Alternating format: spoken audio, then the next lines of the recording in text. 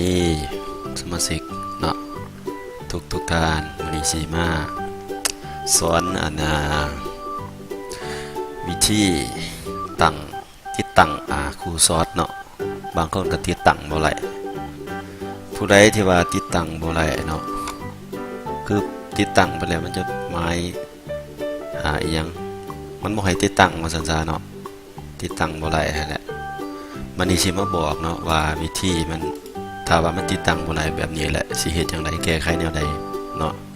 โอเคมาเริ่มเลยก่อนอื่นก็คลิกขวาเข้าไปอยู่โปรแกรมกูซอสตัวนี้เนาะแล้วก็มาเลือกอยู่เห็นบ่ด้านลมเนาะด้านลมเนาะมันจะออกมาแบบนี้แล้วก็ให้มาเลือกอยู่นี่เนาะมาเลือกติ๊กแล้วก็เลือกเอาโหลดเนาะ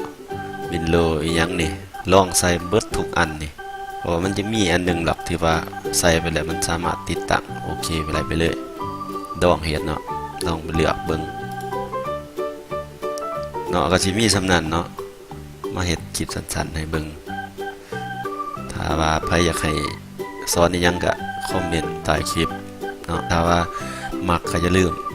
กดได้กดแชร์เนาะกดติดตามคลิปต่อไปเนาะว่าจะสอนอีหยังโอเคขอบใจ